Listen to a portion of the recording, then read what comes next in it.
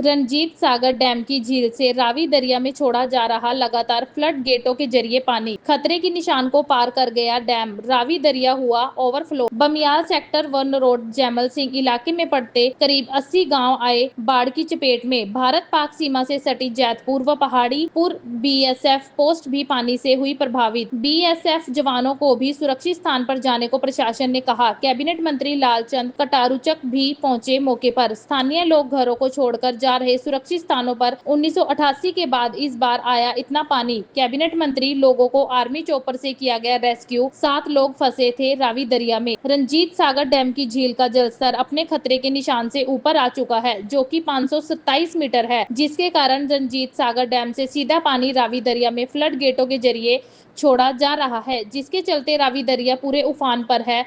यही नहीं, रावी दरिया ने नरोट जैमल सिंह व बमियाल सेक्टर में काफी तबाही मचाई है, क्योंकि रावी में ज्यादा पानी आने के कारण कहीं पर रावी दरिया का तुसीबन टूट चुका है और कहीं पर यह ओवरफ्लो होकर लोगों के घरों और खेतों को नुकसान कर रहा है, जिसके चलते स्थानीय लोग जहां अपने घरों को छोड़कर कहीं सुरक्षित जगह पर जा रहे हैं, वहीं कुछ लोग अपने घरों में ही फंसे हुए हैं। हर तरफ पानी ही अपनी नजर आ रहा है और इतना पानी 1988 के समय आया बताया जा रहा है, जिसके बाद अब इस बार इतना पानी आया है, जिस कारण लोगों को काफी जान-माल का नुकसान भी हुआ है। यही नहीं, भारत पाक सरहद के साथ लगते पहाड़ीपुर व जैतपुर बीएसएफ की पोस्ट के जवानों को सुरक्षित स्थानों पर जाने के लिए भी कहा गया है, क्योंकि यह दोनों पोस्ट पानी में डूब चुकी है। रावी दरिया के उस पार भारत पाक सरहद के साथ करीब 80 गांव ऐसे हैं जो कि बाढ़ से प्रभावित हुए हैं। वहीं घरों की छतों पर फंसे गांव ताश के 8 लोगों को एनडीआरएफ की टीम की ओर से रेस्क्यू किया गया है। वहीं उसके साथ 7 लोग रावी दरिया में फंसे हुए हैं, जिन्हें रेस्क्यू करने के लिए कड़ी मशक्कत की गई और उन्हें सेना के चॉपर के साथ रावी दरिया से रेस्क्यू किया गया। इस बारे में बात करते हुए स्थानीय लोगों ने कहा कि रावी दरिया, उज दरिया वह जलालिया दरिया उफान पर है, जिस कारण पानी लोगों के घरों तक पहुंच चुका है और बाढ़ की स्थिति बनी हुई है, जिस कारण वह अपने घर छोड़कर जा रहे हैं। वहीं इस पूरी स्थिति का जायजा लेने के लिए कैबिनेट मंत्री लालचंद कटारुचक भी पहुंचे, जिन्होंने बताया कि 1988 के बाद ऐसी बाढ़ की स्थिति बनी है।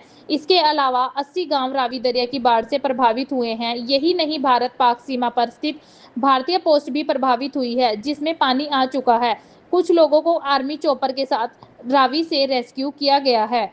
बाढ़ के हालात जो सर रणजीत सागर डैम से पानी छोड़ा जा रहा है, उसकी वजह से बॉर्डर एरिया में बाढ़ के हालात, तो क्या स्थिति है यहाँ पे?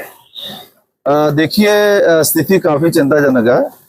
अभी जहां हम लोग खड़े हैं, कोलियां जो अड्डा है हमारा कथरौर पुल क्रॉस करने के बाद मेरी विधानसभा का, लगातार जो हिमाचल और जेएंडके के अंदर बारिश होने की वजह से हमारे जो डैम है वो काफी ओवरफ्लो है और उनकी वजह से हमारे जो फ्लड गेट खोले गए हैं। तो रावी के अंदर इस वक्त जो मुझे सूचना है कि 1,10,000 क्यूसेक पानी जो रावी में छोड़ा गया, और जिस पानी की वजह से हमारे 80 गांव हैं जो रावी के पहाड़ और पाकिस्तान के बॉर्डर के दरमियान, वो सारे गांव ऑलमोस्ट अफेक्टेड हैं और उनकी पानी की वजह से हमारा जहां चारे का, फसलों का नुकसान हुआ है और इसके साथ साथ काफी घर भी डैमेज हुए हैं और काफी लोगों को हम लोगों ने कल ही बसों का इंतजाम करके, जैसे गांव पोला है, कोलियां है, चाड़का है,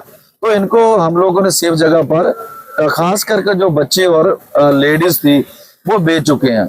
सो आज जो हमें पता लगा सुबह सुबह कि तास गांव जो हमारा जहां ओज और रावी का संगम होता है उसके पास हमारा गांव है तास, तो उस गांव के 7 जो युवा हैं लड़के, वो किसी ना किसी कारण वो फंस गए थे रात, और सुबह जब पता लगा तो हम उनको रेस्क्यू करने के लिए मैंने ऊपर सीएम ऑफिस में भी बात की और तभी उसी वक्त सीएम ऑफिस से पठानकोट जो एयरबेस है वहां से आर्मी को बोला गया कि आप लोग एक हेलीकॉप्टर, तो अभी मुझे पता लगा कि हेलीकॉप्टर वहां उड़ान भर गया, क्योंकि वेदर की वजह से वो सुबह तक नहीं उड़ान भर सका था।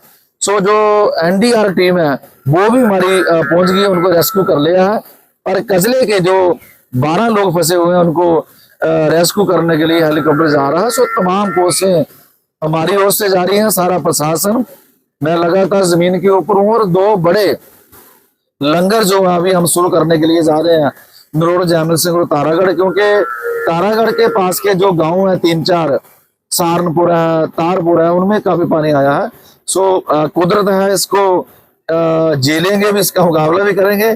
सो लोगों को अपील करते हैं किसी चिंता की लोड़ नहीं, सरकार पूरी तरह आपके साथ है। कुछ लोग मुआवजे की बात कर रहे हैं। नहीं, बिल्कुल मुआवजा तो बाहर में इसको सरकार ने स्पेशल गिरौरी के लिए बोला है, जिस किसी का भी होगा वो भी होगा। अभी मुझे मोटी मोटी जो सूचना मिली है, मैं अथेंटिक नहीं बात कर रहा, मुझे पता चला है भी कोई एक गुज्जर फैमिली का जो जी है वो इसमें बहा है रावी में। लेकिन देखते हैं अगर वो सच्चा है तो वो भी मैं समझता हूँ भी एक नुकसान हमारा हो सकता है। सो पूरी तरह सरकार मुस्तैद है। लोगों को मेरी अपील है कि इस स्थिति का हम लोग इकट्ठे होकर टकरा करेंगे और फिर अच्छे दिन आएंगे। और कुदरत का हमेशा इंसान के साथ स्ट्रगल रहा है, तो इसमें भी हम लोग सफल होंगे। एक हमारा जो ये हल्का है, ये भारत पाक सीमा के साथ लगता है, हमारी काफी पोस्ट जो है वो उच्च दरिया के उस पार है, उनकी क्या स्थिति है?